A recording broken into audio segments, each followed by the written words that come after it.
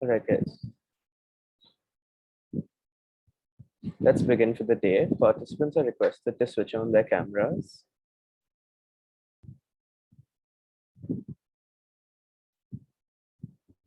Good evening. My name is Yash Laisawala and I'll be your host for today.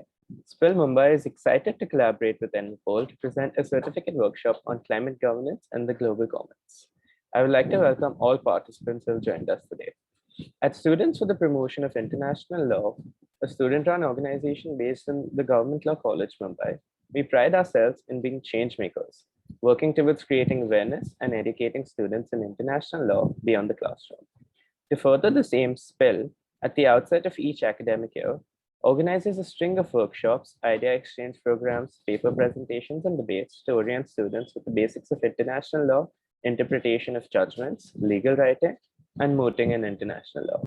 This weekend's workshop will focus on game theoretical principles to answer some of the most complex issues around climate change management and global commons, and on the foundational principles in economics and law that form the basis of policy action in the realm of climate governance. A few pointers for the participants to keep in mind before we begin. We request all participants to switch on their cameras and keep their videos on for the duration of the session. Please mute your microphones when you're not speaking. Further, we encourage participants to ask questions and pitch in with their ideas whenever and wherever they can. As this is meant to be an interactive workshop, please feel free to weigh in whenever you have something to say. Certificates will only be awarded to those participants who attend both sessions of the workshop. Further, please ensure that you have logged in using your full name. I would now like to hand over the floor to Mr. Eeshan Chaturvedi, the founder of EnviPol, who has completed his Master's of Law in Environmental Law and Policy from Stanford Law School. He's worked on environmental issues ranging from groundwater restoration, highways, and other infrastructure projects to sustainable development requirements in policy framework, international oil spill, and like cases. The floor is yours, Eeshan. Thank you, Yash. It's a pleasure being here, guys. Hi to everyone. I just want to reiterate what Yash was saying. If you could all keep your videos on. This is not supposed to be a monologue. This is not supposed to be a one-way sort of a speaking thing. I want all of you to interact. And, you know, to be honest, I do this for a living. I do a lot of these lectures and you get bored of looking at your own face. So it's always nice to see other faces if you have your videos turned on. A couple of things about what we're going to be doing. So as Yash said, that it's a 2-session workshop. This is the first session where I would be taking you through the economics of beneficiary-based principle or economics of environmental policy generally, if you like. First of all, I must tell you that I'm very happy because a lot of times when I deliver lectures and sessions and open houses, it is not for strictly law students. I feel that a lot of us are lawyers here, so it feels like I'm home in a community where people will understand the lingo that I speak. So that's always nice. That's the first session that I'll be doing, economics of environmental policy, beneficiary-based principle. Tomorrow's session will be on game theory and conservation. That's a more policy-oriented session that we'll be taking tomorrow. What is the point of these sessions? Well, the point of these sessions, one, is to make you realize that environment law, environmental policy, environmental management, beyond the Water Acts and Air Acts and EP Acts, Environment Protection Acts and NGT Acts, is a lot more than what we just study in our regular curriculum. And the idea is to introduce you to all of those concepts, or at least some of those concepts, or the worst case scenario, give you enough curiosity for you to look up GPODs. GPODs is the acronym or the name of Global Policy Diplomacy Sustainability Fellowship that I am the co-director of.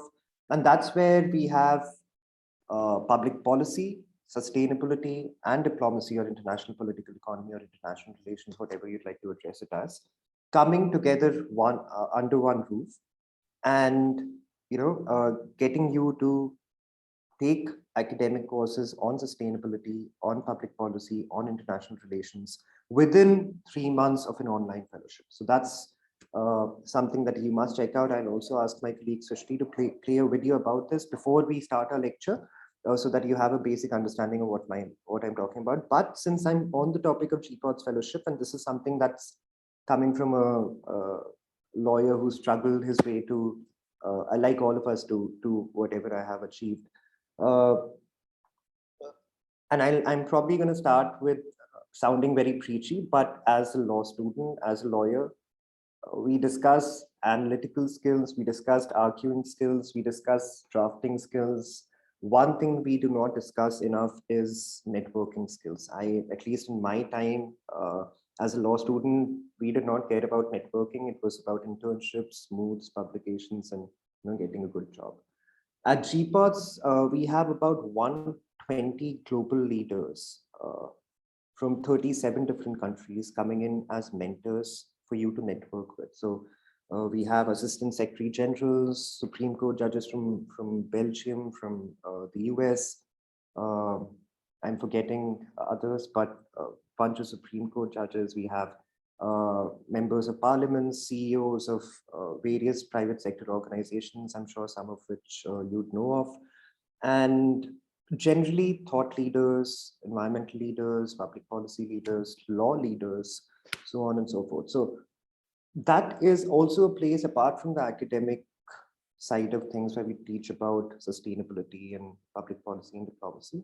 You'd also get to network with these people. We also organize a bunch of events, not as vociferously as SPIL does, apparently, but we organize a bunch of events with United Nations and other private organizations where we make our fellows be the panel members, panel speakers. So the spotlight's on you at GPOTS.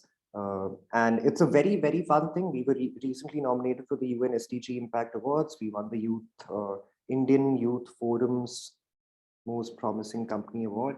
So awards keep coming, but I just want to put this out there that if any of you do wish to check out GPOTS, we'll play a video for you, but you'll also have my email ID, which I'll circulate with you, and you can converse privately with me if there's any questions there. So what I'm going to deliver to you today is a snippet of what we've discussed at GPOTS. It's also to give you a taste of how sustainability works and how environment law is beyond what you think it is, guys. So that's the point of this session. That being said, we'll have a quick 4 to 5 minute video playing for you.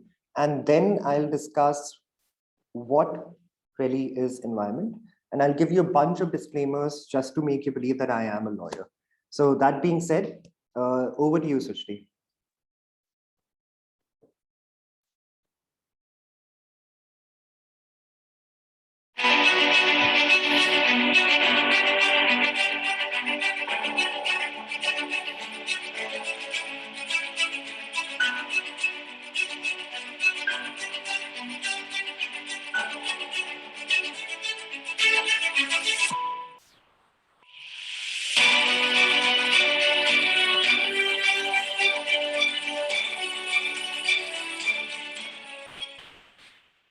This is a place where you are not really a student, we are not really teachers, we are all coming together in a community of fellowship, and that's the reason why we call it a fellowship, where we think that everybody makes knowledge or builds knowledge based on the ideas that they already have in their mind.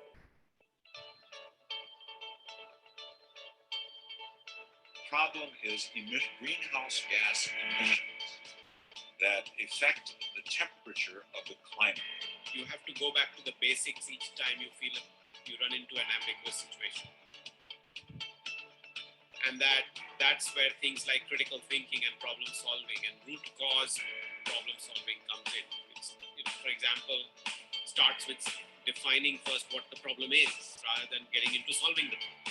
We're seeing the limits of the multilateral system as it was conceived 75 years ago being reached. And you see a big fight going on many levels, including these disarmament affairs. On, let's say, I always say it's basically 3 levels that we see fights going on here in the UN, including on disarmament affairs.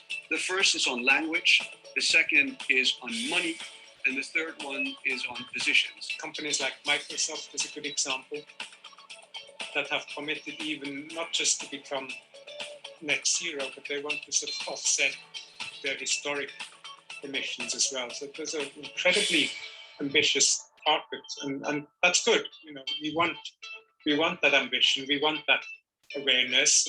Policy making body on environment at the same level with the General Assembly for all other issues globally.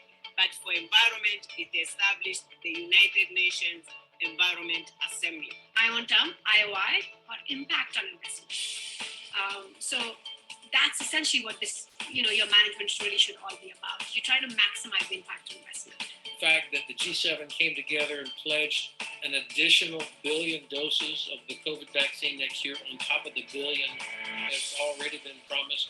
This is important. Of course, there's been criticism saying that's not enough. Of course, it's not enough. But still, that's 1 billion. You might define it as coordinated and synchronized action that often deliberately targets democratic states and institutions. As in international relations and diplomacy, it often is very important, to be heard, to be able to state your case and your position. Whether you get it in the end is a different story, but in order, you have to be transparent, you have to be inclusive, and that was something that Copenhagen was not. As you perhaps know, there were like backdoor negotiations, but Paris was very, very open, very inclusive. Every year I went to the NASCAR annual conference.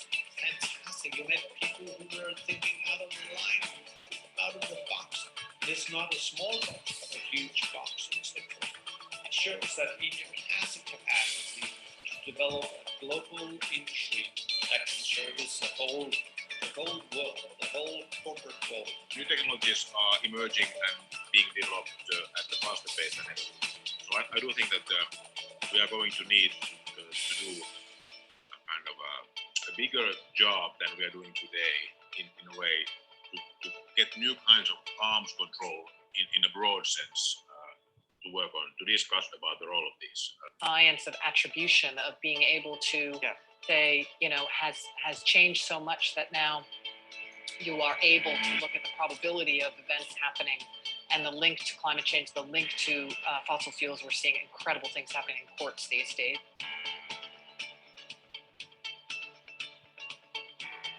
GPODs has helped us build such a rich network of professionals who are truly global and, are actually working at the cutting edge of solving some real policy problems. The ability of GPODs to actually stimulate us intellectually is what best qualifies and characterizes it.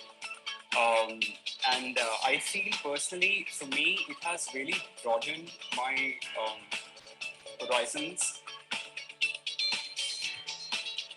I'm so grateful to have had this opportunity over the last 3 months to get to know you all and also just have such incredible mentorship and intellectual stimulation. Coming out of grad school, I think I was really lacking that in my life, and to be able to have such dynamic conversations. I would like to look at a case study of Cambodia in Thailand. In Thailand, in 2018, the government actually set aside a social security program that also provides an health security for the 1/5% of the urban poor, and it is called National Health Equity Program. And in this equity program, it comes with 2 facets. Number one, it's help to guarantee the health security of the people of the 1/5% of urban poor and the poorest of the poor in the country, and also help to empower the hospitals and the district hospitals with equipment, with facilities that would aid them in attending to the urban poor.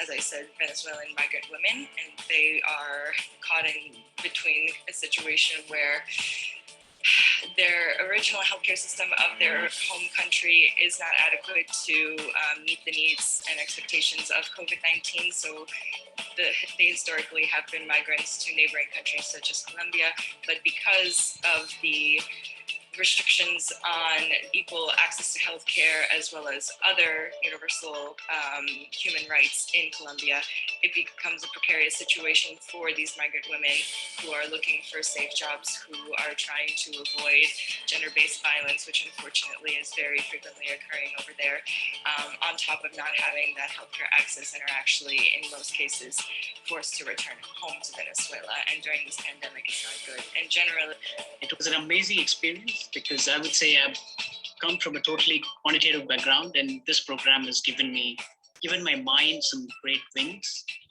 because I've met mentors from different walks of life and transcending many different avenues of human endeavor. So, in that sense, I would say it's total diversification, and very, very thankful to GPods and to the fellow mates.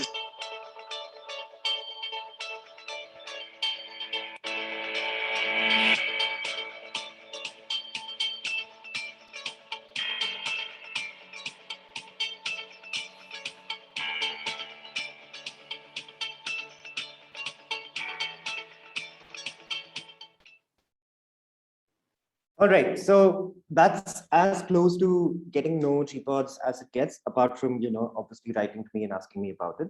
The applications for the GPods Fellowship are currently open. In fact, I do not know how many of us are from GLC, but I think GLC has had the most number of fellows since the beginning of GPods Fellowship. So if you are from GLC, do mention that you're from GLC, because we've had tremendous experience with having GLC students as fellows, or GLC alumni as fellows. I think some of your alumni were holding a master's by the time they applied. Okay, that being said, guys, to give you a sort of an understanding of how environmental policy works, I'll take you through what I call the valuation conundrum of environment.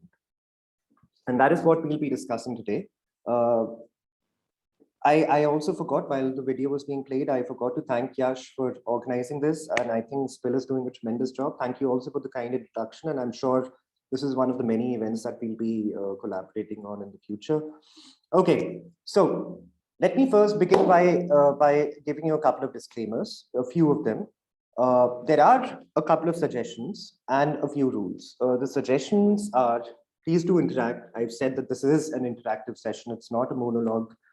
Please do keep your videos on, especially if you're interacting. It's always nice to have a face to the voice that's speaking. Also, strictly in terms of networking, it's best to, have your videos on so that the other person remembers you, so on and so forth. Safe space pledge. So please feel free to share whatever you wish to share, as long as you're not hurtful towards someone else. Share your political opinions, share your, other, whatever you want to crib about, you can crib about, as long as you're not hurtful towards others. Finally, we're discussing a very big topic technically. So I'm only giving you bits and pieces of the topic, and I'm not assuming that you have all the knowledge required to understand this topic. So I'm building from the ground up, from base 0 to clarify. So this is going to be starting at a very basic level and ending at certainly a higher level than where we started at.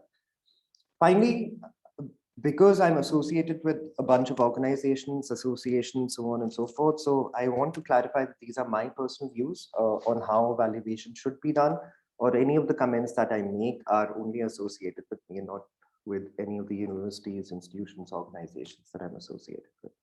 Okay, that being said, one final disclaimer. In my 5th year of law school, in my final year of law school, which was donkey years back, I started reading a lot of astrophysics. So I am an astrophysics nerd, self-proclaimed, admittedly, but I'm not an expert. So you'll see a lot of astrophysics references in my sessions, generally, and in this one as well. And that's only to make a point clear. That's not to assume that I know everything about astrophysics. I barely have scratched the surface. Okay, so that's that. Let's begin then with an astrophysics quote. There was this American cosmologist, astrophysicist called Carl Sagan. He used to call himself science communicator and I think physics communicator or something. And he had this wonderful quote which said, if you wish to make an apple pie from scratch, you must first invent the universe. What does that mean? That, if someone else, a friend of yours asks you to make an apple pie from scratch, what do? You take some flour, you take some apple, you bake it and done. Or because he's asked you to make the apple pie from scratch, do you first invent the apple and then invent the seed and then invent the soil and then invent the planet and then invent the Big Bang? so on and so forth. It works similarly in environment. And that's the larger point that I'm trying to make with this quote. A lot of us are driven towards climate change, climate finance, climate law. I know that you guys must be in the know-how of all the wonderful litigation that's happening within climate change around the globe. There's a lot that's happening in India as well. There's the Ridhima Pandey case, there's the Gol Ganga case, there's the Durga Dutt Sharma case. There are a lot of things happening within the climate change space. We also claim to know about, the plastic waste rules and hazardous waste rules and e-waste rules and biomedical waste rules and EP acts and all of these legislations. But the problem with understanding environmental law is that we do not approach environmental law as an environmental subject. We approach it as a legal subject, which is what I wish to challenge here. So to make that apple pie of environmental law, I want to first invent the environmental universe with you guys. Why do I do that? That is to make sure that the basics of environment are clear by the time you get to the portion of environmental law. And we'll touch upon that as well. I'm going to be discussing about Bombay's land policy, so that should be interesting. Anyway, one second. Guys, I have dogs in the background. I cannot do anything about it. They will keep on barking, so I apologize in advance. Okay, so when I was, I don't know if this was mentioned in my introduction or not, but when I was, after graduating from Stanford, I worked with the United Nations for a bit. And one of the personal projects that I worked on was checking what the legal definitions of environment entail across the globe. Okay, so I did a research piece where I looked at the most prominent words used across legal definitions of the word environment. I covered, I think, 17 countries then. And this is what came to light. The most prominent, most common words within the definition of environment as defined in our Environment Protection Act or NGT Act were human beings, water, air, land, other living creatures, plants, microorganism, property, and their interrelationship. The point that I'm trying to make is that what I wish to convey through this is that most common words used across 17 environmental legislations to define environment were these 7-8 words. I'll recount, and I want all of you to just think about this. Environment most prominently constitutes or globally constitutes of, according to the legal definition, human beings, water, air, land, other living creatures, plants, microorganism, property. Now, is there something missing, or is there a commonality according to you within these words or within these factors? Is my question to you. Do you think that there's something missing? Do you think that there's something common in all of these factors which define environment? Anyone? I request you to introduce yourself and where you're joining in from before you answer if you can. So what's the commonality amongst all of these indicators that form the definition of the term environment globally? To give you an indication, in the past, I've had one of the students tell me that noise pollution is missing. That's a fair point. Energy is missing. What else? What is common? What else is missing?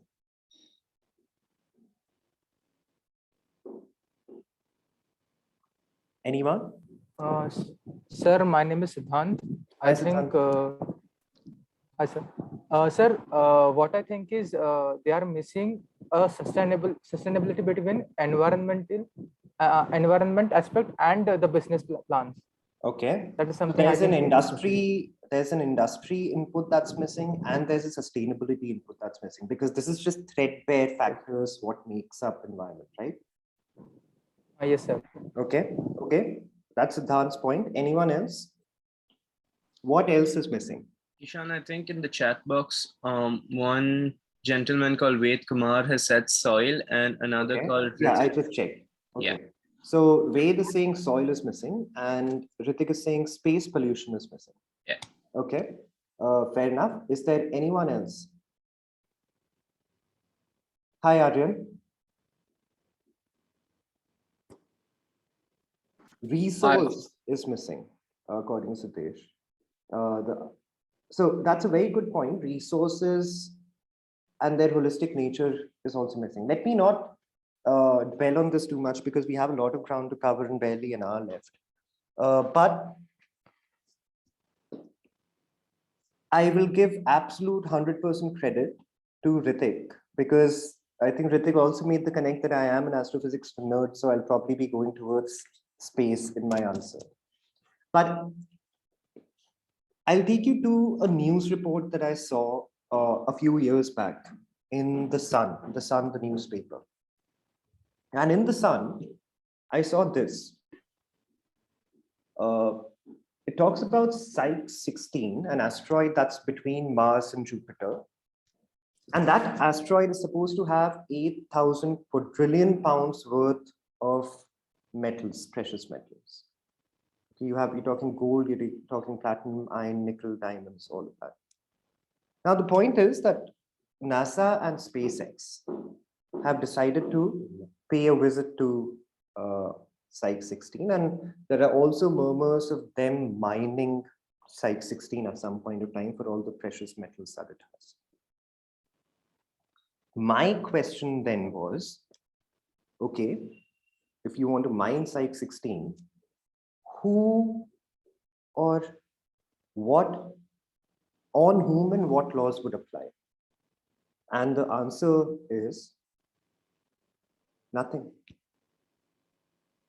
No one is responsible, no laws would apply. Why?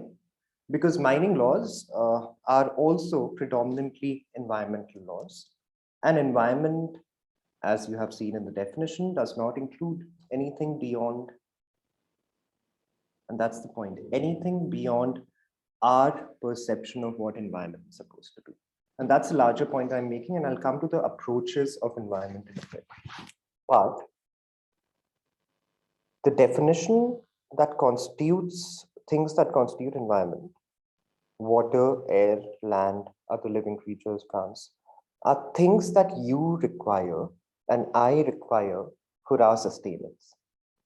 The term environment has been defined from the perspective of human beings, and it serves that lone purpose of sustenance of human beings, quite literally. It does not challenge the notion of what environment could be.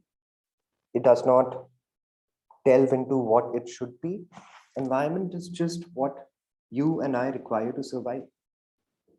But this, I argue, is the wrong approach to have.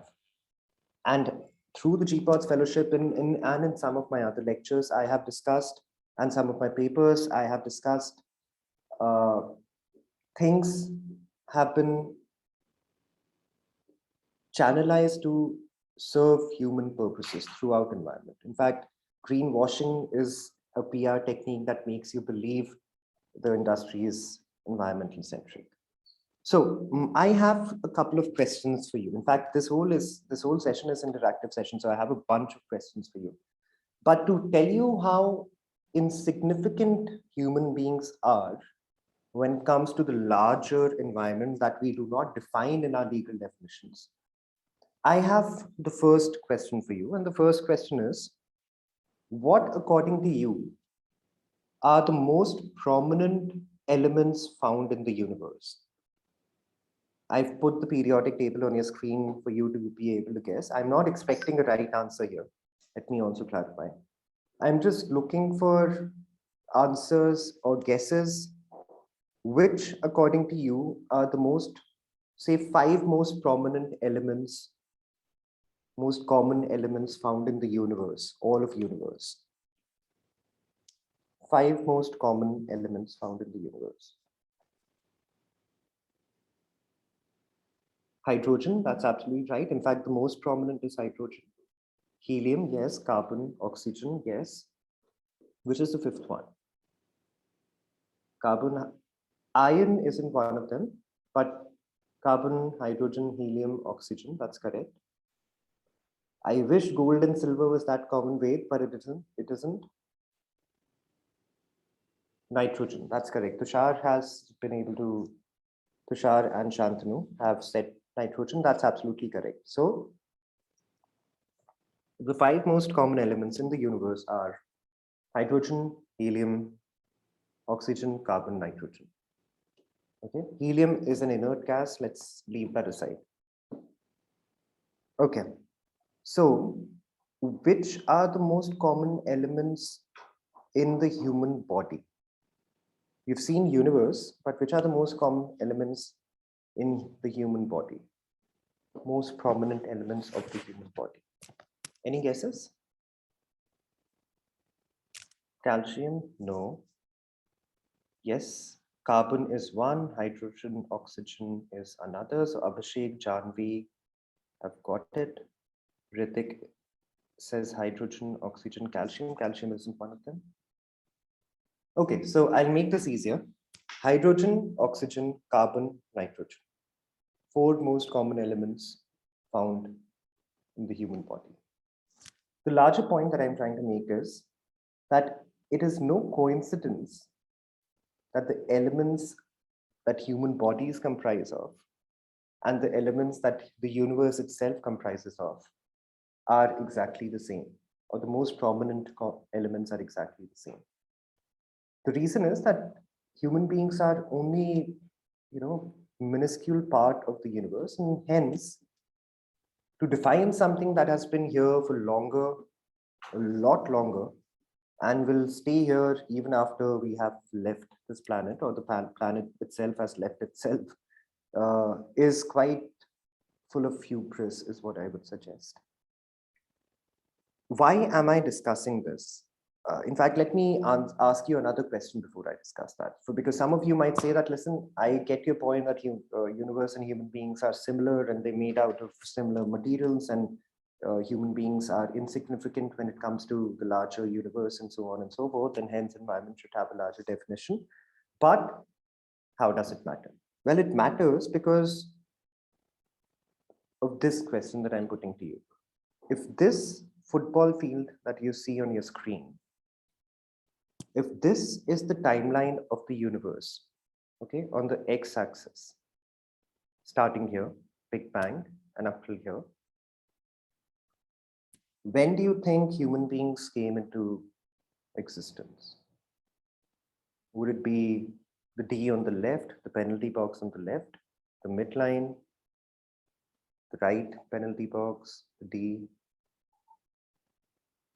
Yes, the 5 elements are hydrogen, helium, carbon, oxygen, nitrogen. Okay, when do you think human beings came into existence?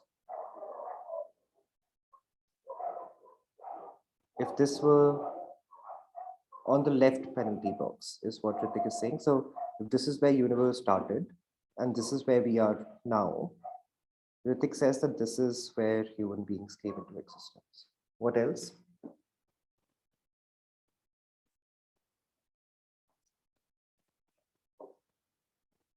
Right penalty box is what A. Goswami says.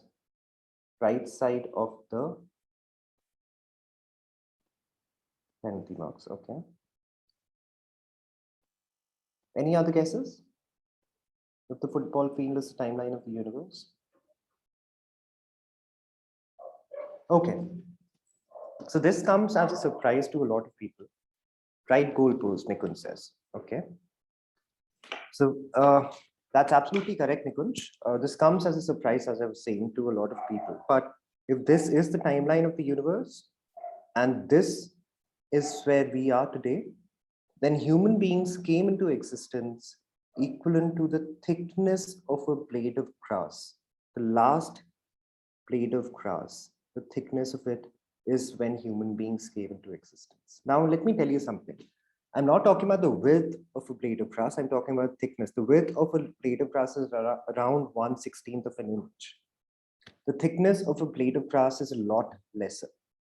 So that's how insignificant we have been for this universe for the longest time. And hence, the larger point that I'm trying to make, which is for us to define or even attempt to define something that has been here for a lot longer than we have, and then to constrain the definition to include only certain aspects of it, only land, air, water, property, plants, microorganisms, and not anything else, because those are the things that we require for our sustenance, is what is termed as an anthropocentric approach, right? And that's the larger environmental ethics approach that we discuss in quite some detail at the GPOTS Fellowship. We don't have the time to go into all of that today, but anthropocentric quite literally means anthro, which means human, human-like, humanoid, and centric, which means centric. An anthropocentric approach basically says that human beings are at the center of it all. Everything around us is a resource for us, is for our exploitation, and hence we can use it however we wish to, right? And that's anthropocentric approach. Everything is a exploitative resource for us, exploitable resource for us. And I know a lot of you have heard of anthropocentrism, and a lot of you would claim that you're not anthropocentric, you're actually ecocentric or biocentric, however you like to put it. That's actually false. Just because you segregate your waste, or you turn off the tap when you're brushing your teeth, or you're generally conscious towards environment, or you take care of no littering on streets, or you go for beach cleaning drives, that does not make you an ecocentric person. Why? Of all the forefathers that have ever lived that you've had, you today have the largest carbon footprint ever in your whole family tree, vertically speaking. So always remember that no matter how ecocentric you might be, your carbon footprint is a lot larger than anyone that has existed before you. And it is accentuated if you live in an urban center of the country or urban center of the globe generally. At this juncture, I'd like to ask you one question. I'll take 3 responses. We've seen what anthropocentrism is. Anthropocentrism is where everything human beings are at the center, and everything else is a natural resource or an unnatural resource for us to exploit, right? In that case, is meat eating anthropocentric in nature? I'll take 3 responses. Do you think non-vegetarianism, meat eating, is anthropocentric in nature? It's a controversial topic, but I just want to hear your views. 3 views, that's all, and then we'll move on. Is non-vegetarianism anthropocentric in nature? Guys, please feel free to unmute yourselves. I hate checking the chat box every now and then. Please feel free to unmute yourself and let me know what you think. We have an answer. Siddhant says that it is anthropocentric in nature. Siddhant, can I ask you to let me know if you're a vegetarian or not? No, sir, I'm not a vegetarian. But okay. But after reading it, feel that it is anthropocentrism. Okay. Interesting. Anyone else? Is meat eating, non-vegetarianism anthropocentric? Okay, Isha says that it is anthropocentric in nature. Isha, are you a vegetarian?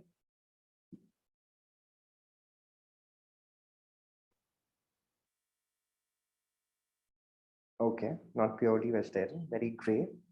Mannat says that it is anthropocentric in nature. Bhagesh says that it's an individual approach. Okay, all right. I'd reserve my opinion for whenever I have individual discussions with you or when you join the GPOTS Fellowship. But at this point, I just want to float this idea that there are various ethical approaches. Anthropocentrism is just one of those approaches. There's the Gaia hypothesis, there's ecofeminism, there's ecocentrism, there's biocentrism. There are so many ethical approaches, which in fact form the basis of all of our environmental laws. And that's the interesting bit, and that's how it connects to environmental law generally. But I'm going to rush through the next bit. And I want all of you, as many of you as possible, to tell me where and when these photos are from. There are hints in the photos, all right? Which is the city and which is the decade that these photos are from? City and decade.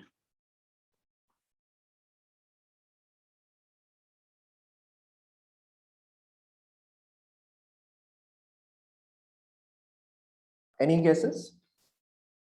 Which city is this? All three photos are from the same city. Which city is this? Which decade is this? You can guess, you don't have to get the exact answer.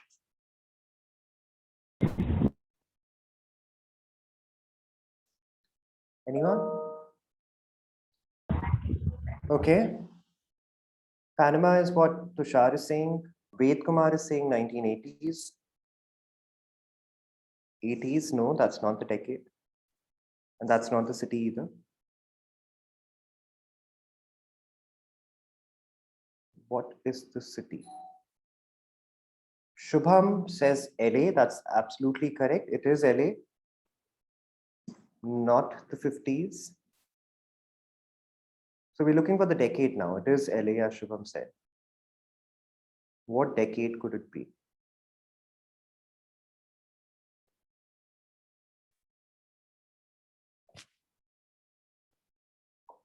It is not the 90s. It is, in fact, the 1960s. Okay, so I think Isha, someone was really close. Why do I have these photos on the screen? Because I want to tell you a little story about this. 1972 was the Stockholm Conference, right? 1974, we had the Water Act in India. 1981 was the Air Act. 1986 was the EP Act. 1970s generally globally saw this awakening of environment, right? Environment came to the mainstream. Mrs. Gandhi spoke at the international conference, Stockholm Conference in 1972. The whole world is waking up to environment. Why did that happen? It's called the golden age of environment, by the way, the 1970s. Why did this happen? To also give you a bit of a fun example, is anyone a Big Bang Theory fan in this group? Has anyone watched Big Bang Theory? I know it gets bashed on social media for being not that good. Anyway, the reason why I'm asking is that for those of you who watched Big Bang Theory, you don't have to be a fan. There was this running joke throughout the series where Sheldon Cooper kept saying, Penny, your check engine light is on. And that was a running joke throughout the series. Well, that joke would never have happened if it wasn't for this golden age of environment, because it was during this golden age that check engine lights were made compulsory, that car companies were supposed to have their check engine lights in place. It was actually an outcome of a 1930s Detroit company's effort. But the truth of the matter is that 1970s saw a lot of technological interventions, a lot of policy interventions in the environmental space. Why did that happen? That happened because this was the state of LA in 1960s. And people had to wear these hideous masks. You could not see on a good day beyond 3 meters. Children had the danger of being born with eczema, emphysema, asthma, lung diseases, bronchial disorders, heart diseases. The state was so bad that the state of LA was so bad that people decided that we need to do something about it. And lo and behold, in the 1967, there was the Federal Clean Air Act that let states have even more stringent standards for themselves beyond the national standards. You know, people started waking up to the reality that LA was becoming, and something had to be done about it. And soon followed the golden age of environment, because everyone was now concerned about what's happening in LA, and it could be replicated elsewhere, and pollution was a big menace, and so on and so forth. So remember what we discussed just before this was anthropocentrism. And now we're discussing about the golden age of environment. Right? What's the logic of going from one to another? The logic is that the golden age of environment actually emanated or happened only because human beings were suffering. No one ushered us into the golden age of environment because of environment. It happened because human beings could not sustain themselves in that pollution after a certain point of time. So that is how deep anthropocentric approach human beings have been living in for the longest time, that the stage, the age that we pride of, and I speak of in my lectures, and I talk about the catalytic converters and you know, California Air Pollution Control Board and so many other things that happened globally, Stockholm Conference, were all coming out of an anthropocentric need to do something about the pollution that we have. Not because environment requires to be upkept, not because of an ecocentric approach or a biocentric approach. But I have another question now. If these people on your screen were suffering so much and certain policy and technological interventions had to be made, as I talked about, you know, changes in law, changes in policy, international conferences, new UN mandates, all of those things came into being. These people had to incur a cost for it. How does that work?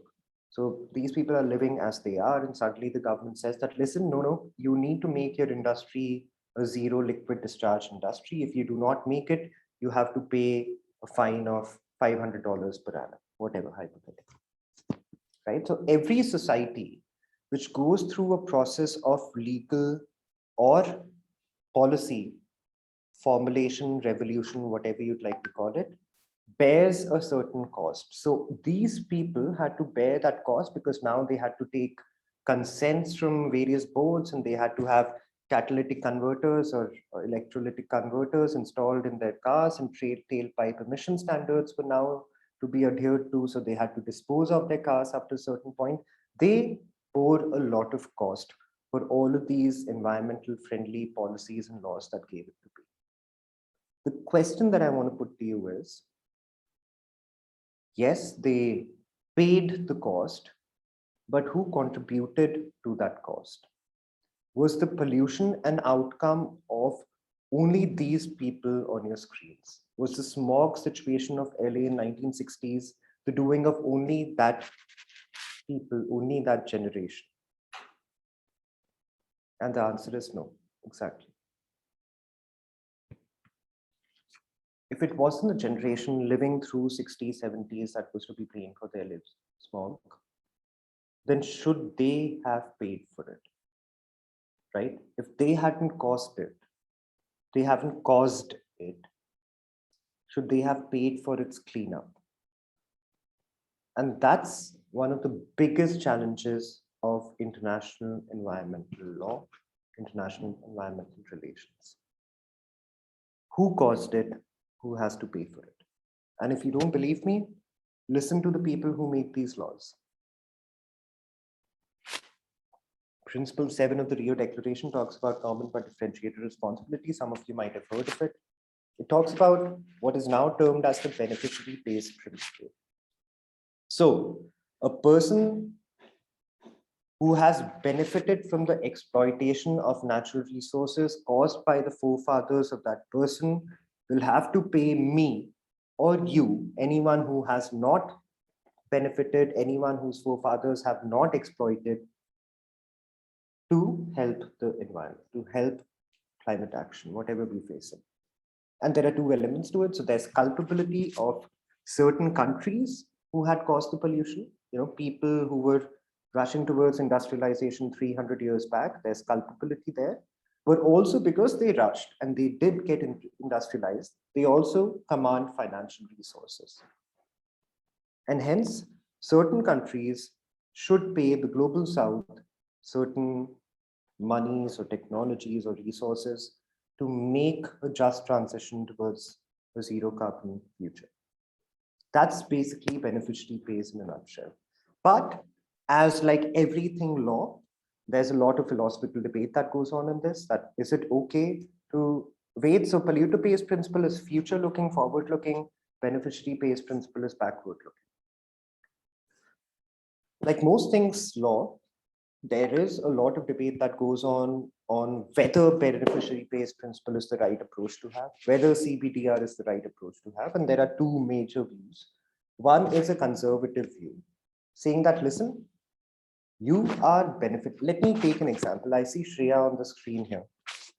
Shreya Saxena. Let's say that there's an exact replica of Shreya Saxena in London. Okay, same intellect, same education background, same financial background, same family background. Everything's exactly the same. If Shreya in India falls sick, she has to go to a doctor. She has to pay the doctor. She comes home. She has to go buy the medicine. She comes home. She recovers in a week. The Shreya London version goes to the NHS, everything is paid for, comes back home, recovers in a week. So the Shreya version London is benefiting from the development that the UK has because of the exploitation, industrialization that happened 300 years back, exploitation of natural resources. And hence, the conservative view says that nationhood flows from one generation to another, so will the acts of exploiting natural resources. And hence, Shreya London version will have to pay under the beneficiary pays principle to Global South. There are other conservative views as well. There's standard of living. No one should be a free rider is what Eric Newmare had also, Axel Gosseries had also suggested. I apologize, guys. This is not Alex, this is Axel. Okay, so Axel Gosseries had also suggested this free rider principle that no one should be allowed to be a free rider. So why does Shreya London version just get to have a better health service, whereas Shreya Saxena probably doesn't? There's also the other view, individualistic view. So this is the communitarian conservative view that people have to pay for having benefited from the industrialization and pollution that has been caused. The other view is the individualistic view, the axiological view. Simon Caney, a current professor at University of Oxford, says that you cannot connect Shreya London version to her forefathers who were industrializing, who were exploiting natural resources, whatever.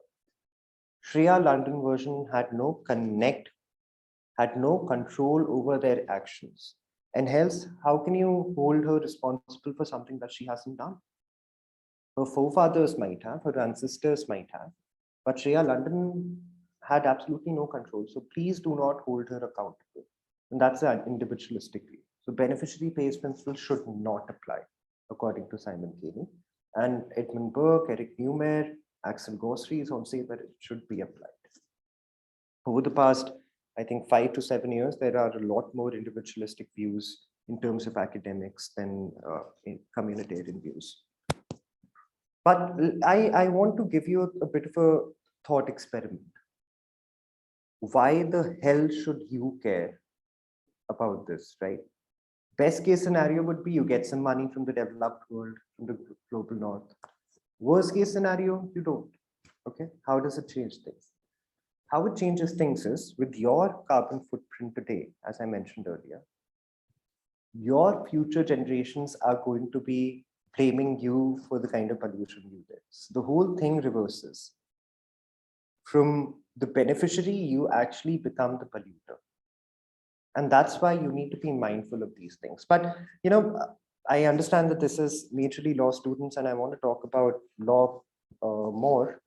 So I'll just skip and move into the more difficult discussion of chucking philosophy out of this. I don't want to hear about conservative view. I don't want to hear about axiological view.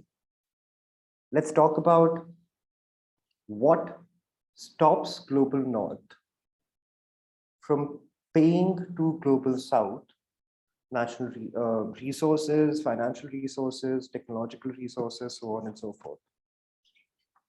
If you shed it of all of its philosophy and moral underpinnings and who's the global north and did I cause that pollution and that was 200 years back, what are we left with? What is the one thing that will make the global north not pay the global south? Or the one thing that the global south would not care if the global north pays? The answer is quite simple. It is money. Devoid of all the philosophical approaches, the one thing that controls this conversation is money, capital.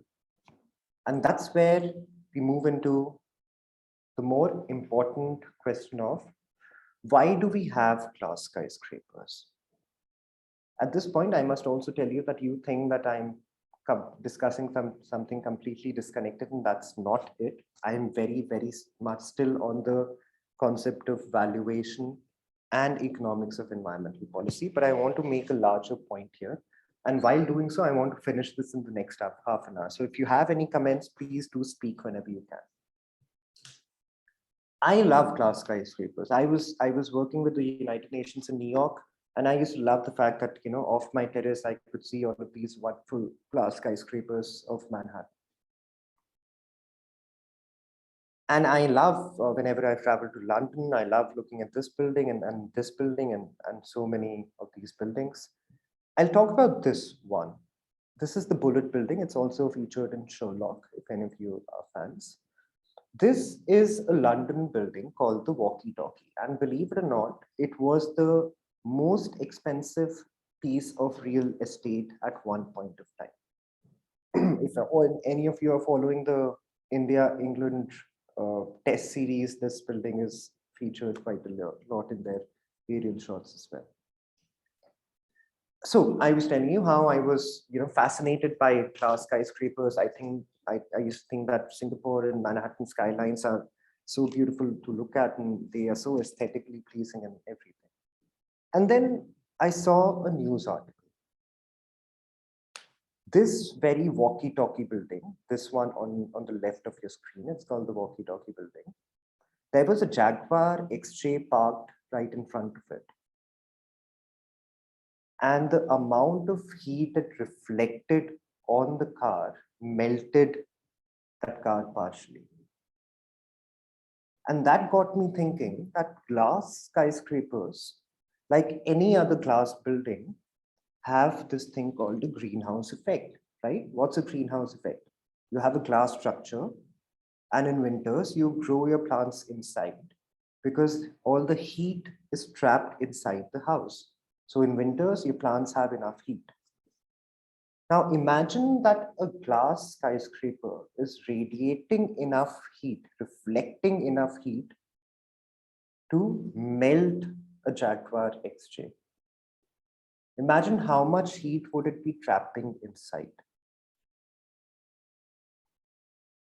And this is what got me thinking, and then I looked for it, and then I found another news piece related to this, and I love this quote because there's a bit of a cheekiness in it. It says, we build a glass skyscraper like the walkie-talkie, and then we have to cool that glass skyscraper because of the greenhouse effect, which uses energy, obviously, which contributes to the climate crisis because you're using energy more, which increases the temperature further because you need that energy. That energy is not coming from renewable energy in most cases. The hotter weather makes the glass building even harder to cool, but we have to keep cooling it because sweaty co-workers are not happy co-workers. And so the cycle goes on. So the next time you appreciate a glass skyscraper, think about the environmental impact it is having. But I also want you to think about why skyscrapers in the first place. Why not just have 1-story, 2-story, whatever, mezzanine floor houses? Why go into glass skyscrapers?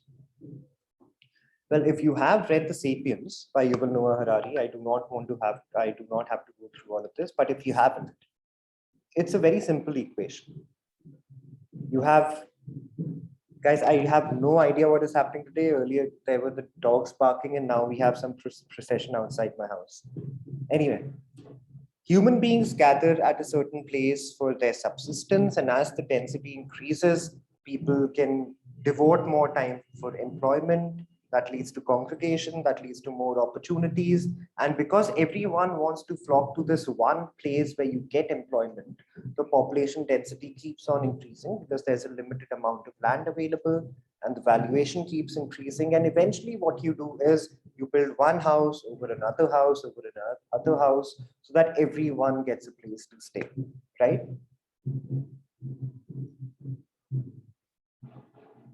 Guys, 1 second. This is very distracting. Let me see if I can do something about it.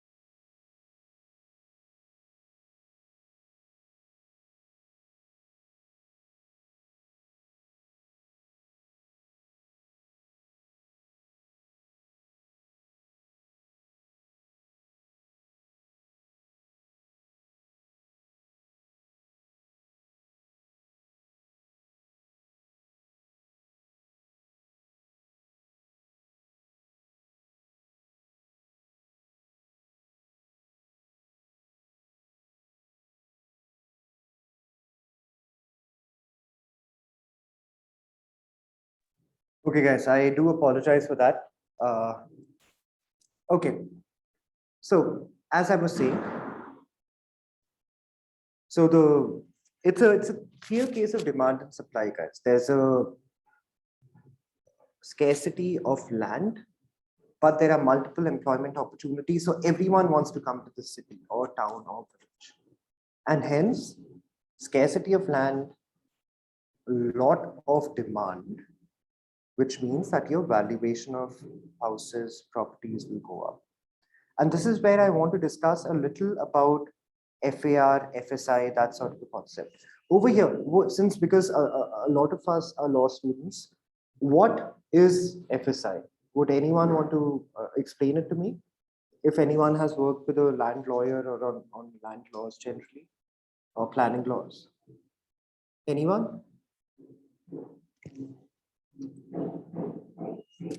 What is FSI?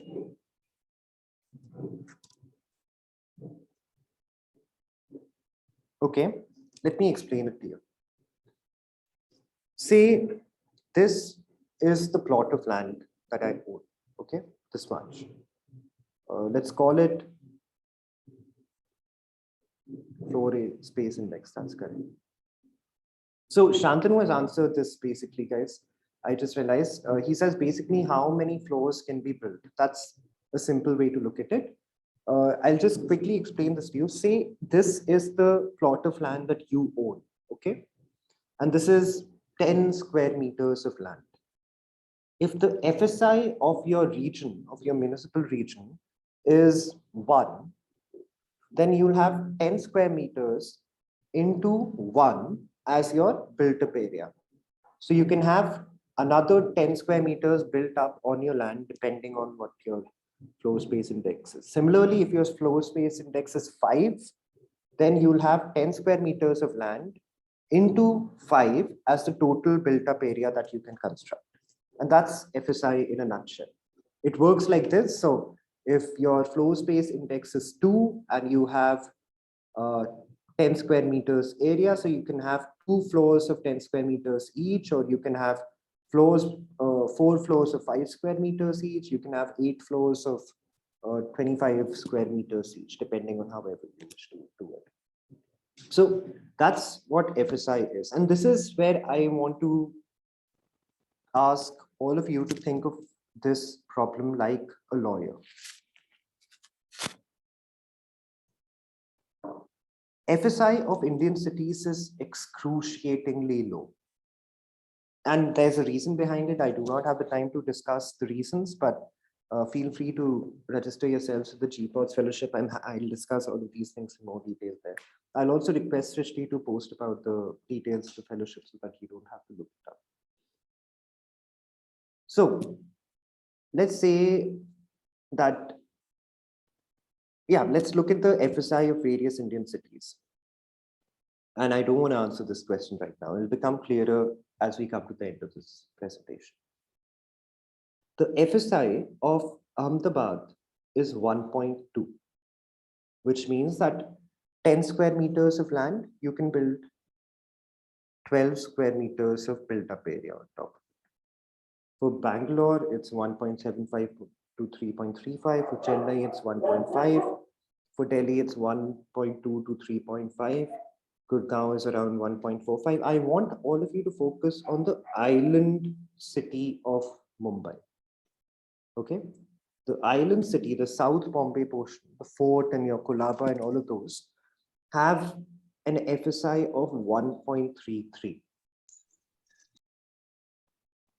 Which means that if you have a 10 square meters of land, you can have 13.3 square meters of built up area on that land.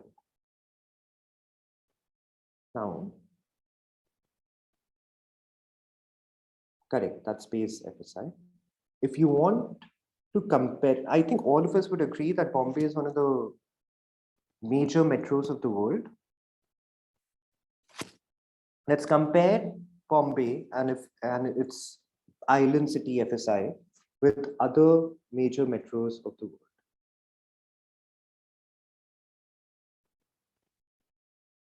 Mumbai is around 1.3, so is Chennai. Jaipur is a little higher, Kolkata is a little further higher. Delhi is further, Nagpur is further, but let's look at Hong Kong. Let's look at Chicago. Both of them are 12. New York is around 15. Singapore is, I think, around 23. I could not even fit it on my PowerPoint. So I have a question for all of you. One thing we established, 1.3 is the FSI of the island part of Bombay. The question I have for all of you is, what are these numbers? What is 48 square feet and 50 square feet? Remember, we're talking about Mumbai now, because this is a GLC organized event. What is 48 square feet? What is 50 square feet?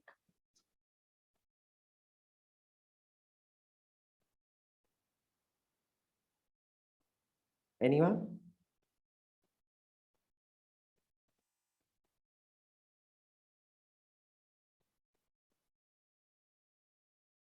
It's a difficult guess to make.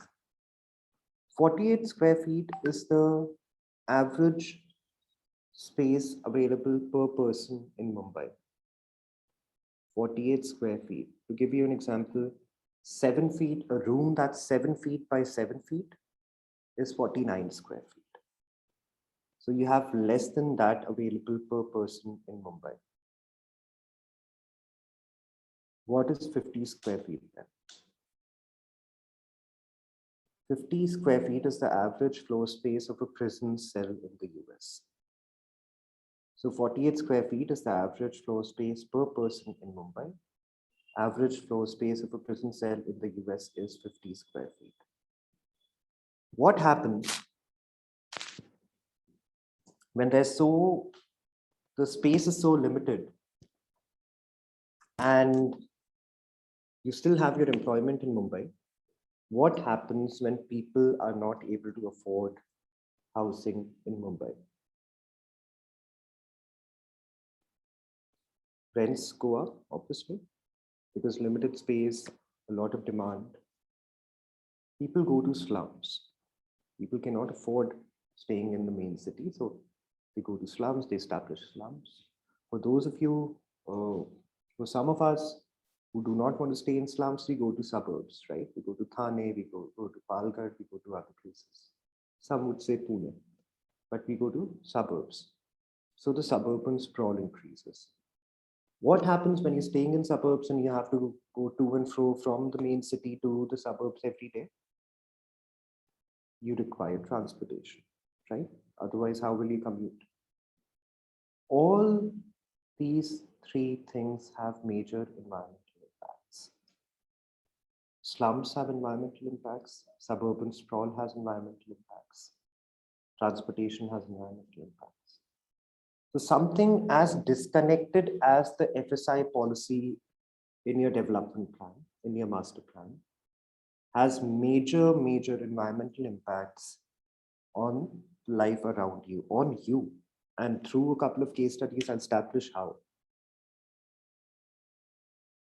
So let's skip over the exact challenges of valuation of slums, because I know that I have to end in the next 10 minutes or so. But slums have major environmental impacts, as you can imagine. They're not just socioeconomic or health, but also environmental. Similarly, you have suburban sprawls, which have major environmental impacts, because where do suburban sprawls come from?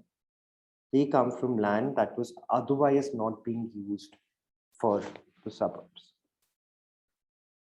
And then to provide commutation to the suburbs, you have the transportation. It is talked about a lot. There's enough research available on this about how suburban sprawls impact and transportation impacts your health and mind, right? There are direct impacts, indirect impacts, cumulative impacts, so on and so forth.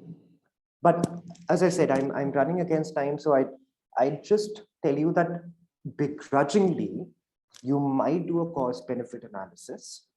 And you might say that, all right, slums are tangible, suburbs are tangible, transportation is tangible. What is the impact it has on environment around me? So through some risk modeling, risk assessment system, climate modeling assessment system, you say that slums have an impact of any hypothetical figure, X billion dollars on my health, and suburbs have an impact of Y billion dollars on my health, and transportation has an impact of Z billion dollars on my health. Okay. Let's say that because it's a tangible, you can still arrive at a figure that's closer to what it could be, right? But that's not the real challenge of environmental law. That's not the real challenge of environmental policy. Because remember when we were discussing FSI and how the pollution increases or how it impacts your life, let's look at some of the case studies that have been undertaken on this subject. For those of you who are chess players, I'm sure you'll vouch for the fact that chess is a game, indoor game, that requires focus. It requires time sensitivity. Remember, you have to hit that clock as soon as you need to move. And it requires cognitive engagement. Okay. Now, this case study was called The Impact of Indoor Climate on Human Cognition, Evidence from Chess Tournaments. And I'll come to the finding directly. The results of the study showed, and what they basically did this was they checked the impact of indoor pollution on chess players and their cognition. It said that indoor pollution harms the player's performance in cognitive tasks. The estimation results show a 10 microgram increase per cubic meter.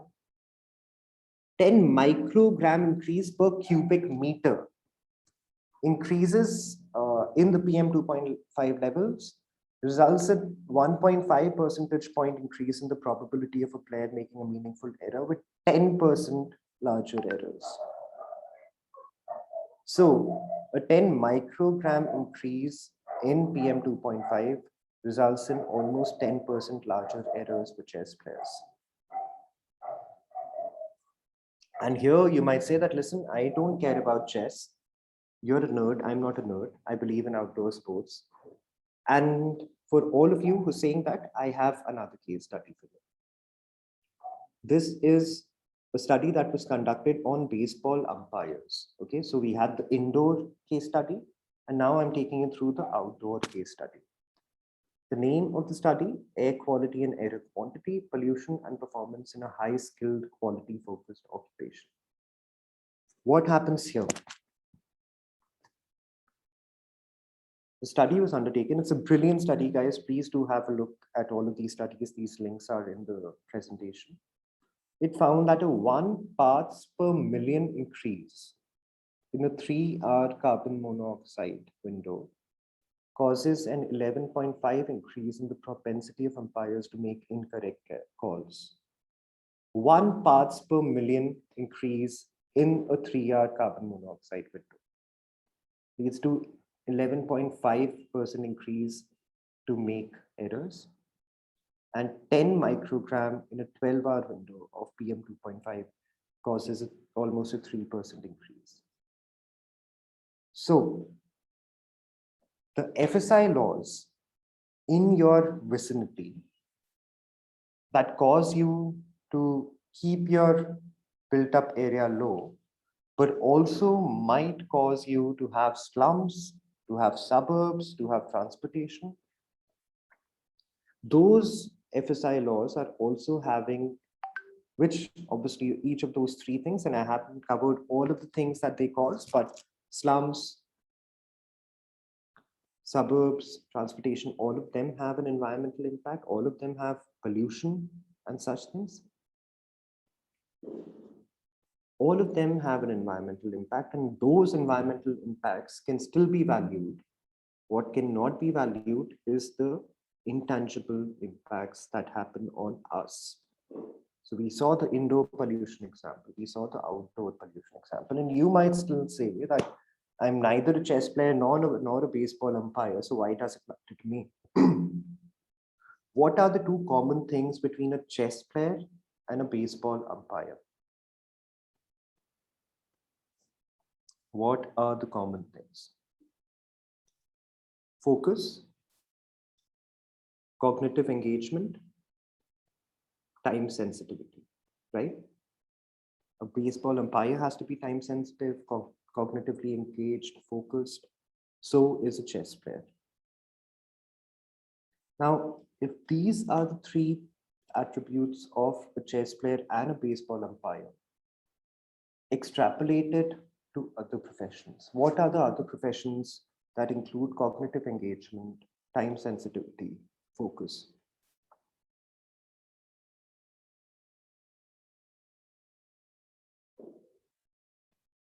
We talk of stock market brokers who are handling billions of dollars over one phone call, air traffic controllers, surgeons, miners. I do not put this in the presentation, but law students or students generally. You're sitting inside a classroom and so one day you say that, I don't know what happened in the exam. I went absolutely blank. It's like I could not read the question properly.